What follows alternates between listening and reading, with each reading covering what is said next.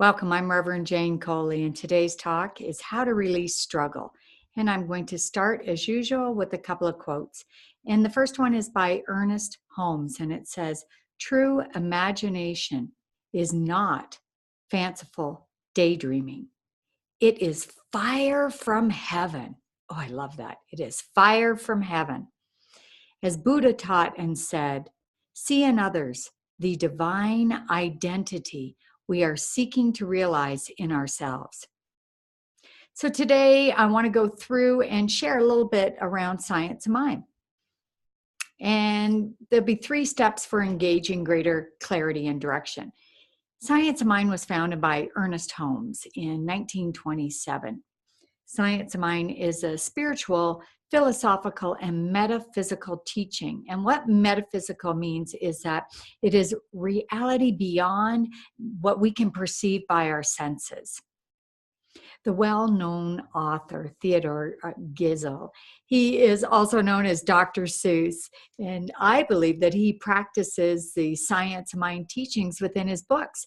And Dr. Seuss says, you have brains in your head, feet in your shoes, and you can steer yourself in any direction you choose. He goes on to say, you are the one who can decide where to go. This poignant statement is exactly what we teach in Science of Mind. Today, we choose to celebrate this birth of a baby, the idea that is born with this pure heart, and the one mind perceived as the Christ consciousness. In a metaphysical comparison, Christmas is about birth of the idea of this Christ consciousness. And we each celebrate this idea of a Christ consciousness, one mind, where we are all interconnected. The one mind, the Christ consciousness, it's a state of being that we tune into. And it's in each one of us at all times, every one of us. And it shows up as things like intuition, inner promptings, outward signs that are guiding, a synchronicity. We might notice, oh, wow, that seemed like a synchronicity. This Christ consciousness is constantly guiding us and directing us. And just as Dr. Seuss says, we get to choose the direction we are going in life. We can choose to connect to this one mind, this Christ consciousness that gives us guidance. And the guidance gives us clarity and direction. It's a state of, I find it's a state of being. And things click easier, our lives flow, and expansive opportunities present themselves when we are not micromanaging. We choose in our thoughts and our words and our actions to do exactly that, steer ourselves toward the Christ consciousness in our way of being. It's a natural way. Back in the summer, while I was visiting in Canada, my stepmother said how it was her favorite time of the year. And Christmas was becoming a bit of a burden because she's getting older. And she spoke of wishing she had helped to decorate the 4 Christmas trees and do some winter scenes, which she had mostly done for herself for decades. And I felt this inner prompting to say, speak up, offer to help this Christmas. Before I knew it, I had offered to fly back in the first week of December to help. And as December neared, I questioned, was I really going to be that helpful? My knee was almost healed from the break back in February this year, but I didn't think I was going to be able to lift things or help, and I wasn't certain exactly what she needed. Well, upon arriving in Canada, we made plans to go to the cottage and start decorating with live Christmas trees, and it was a magical experience for me. We set up trees, we decorated the trees. I was in charge of the Chimerical Little Christmas Village, and it's like a miniature version of a town. And the next day we decorated another tree. And then I realized that there are many types of Christmas trees, and they each have a feeling and a spirit to them. Some are festive in nature, some are happy and playful, and some are very angelic and have a feeling of kind of a calm peace with it. And another one another one that I decorated, it just reminded me of all the years gone by with old ornaments, trinkets from each of the different years, weathered ornaments and memories. And so that had a reminiscent feeling to that Christmas tree. And I was blessed with the feelings of childhood enthusiasm, chimerical remembering, and a conscious awareness and knowing that the one mind connecting me with others all over the world, I knew that they were also preparing, decorating for Christmas season. And when I was on my walk yesterday and I was way up the mountain, I saw a homeless camp and there were Christmas lights all around the perimeter. My heart just melted. This can be a joyous time of year. It can also be a time where we need to be very mindful of our words, our past ways of being. We can choose our thoughts and thoughts that forgive, to let go of the old memories that may not have been so great during previous Christmases. We can use our brains in our head and our feet in our shoes, and we can turn our feet in the direction we choose. So to me, seeing houses lit up and the ringing bells of charity, they're like music to my senses. Have you noticed at Christmas time right now that they seem friendlier. They're opening doors. They let you in when you're driving. They're smiling more. I've noticed that families flock to see the Santa Claus. And the more we focus on the helpful, the charitable, the giving, the more it multiplies. I believe even Santa Claus was meant to depict the idea of heaven right here on earth, that it can be now. And Santa is like this representation of generosity. Ask, and it shall be given unto you. One mind, the Christ consciousness. When we listen quietly, we gain insight into which direction our feet and our shoes are trying to guide us and direct us. Just like me committing to helping another at Christmas to decorate. I came back to Colorado.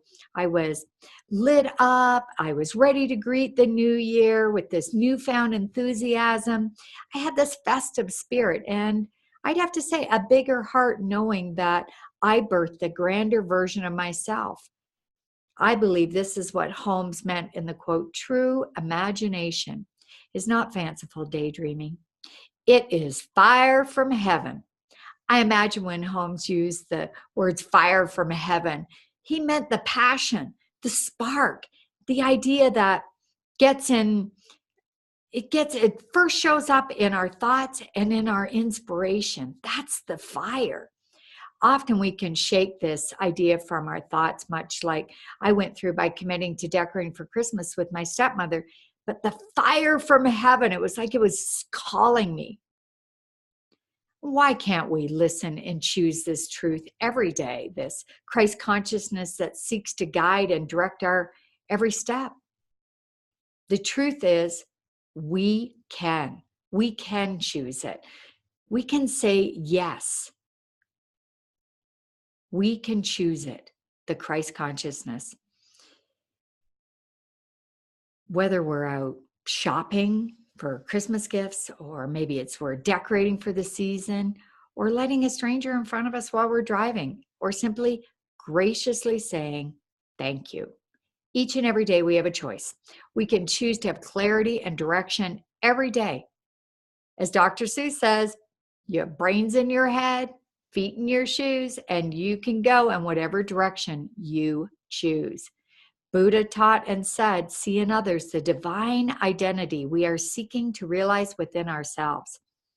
We can be this beacon radiating the Christ consciousness of one mind, connecting first with ourselves, following our insights and intuitions and inner promptings. And then this ripples out to connecting with others, seeing from this one mind.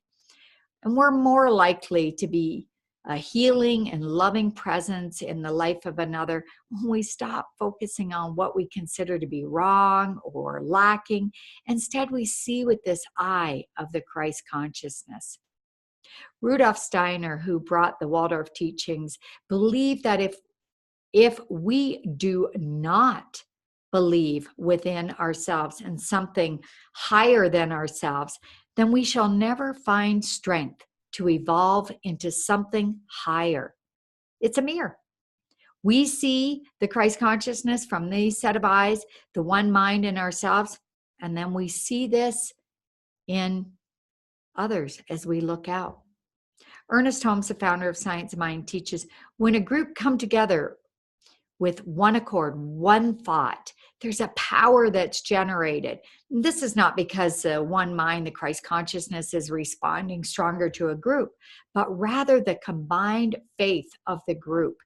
It reaches this higher level of acceptance, embodiment.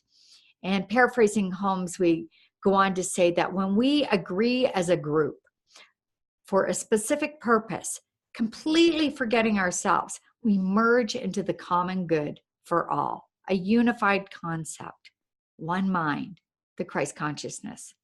As I close, I want to share the 3 steps to embrace this Christ consciousness in our everyday. Number 1 is the first step is to know that the power, the light of the Christ consciousness is not something we go get, but rather we already are.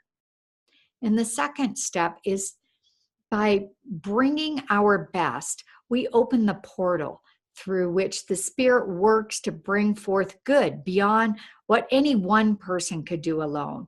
We let go of struggle. We embody our greatness. Yes, our greatness. One mind, the Christ consciousness found within. And the third step is that we share this by following our inner guidance and intuition, and this ripples out collectively, and it transforms who we are. We transform the whole in doing that, which transforms our community, which is what we do here at Yana. So I want to finish up doing a exercise, just a breathing exercise, just to embody this Christ consciousness. So if you could just take a deep breath, breathing into your heart area, just taking a deep breath in that area, closing your eyes, settling in. Breathing in as though there's this bright, bright sunshine star in your heart area.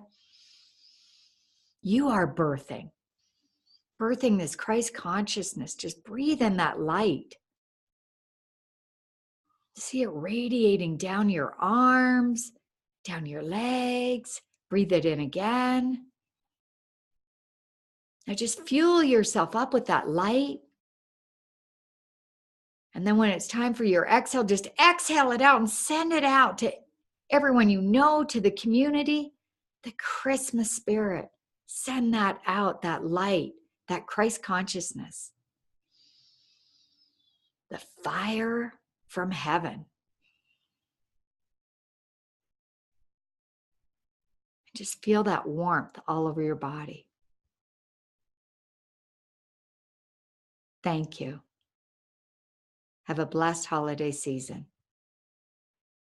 I love you.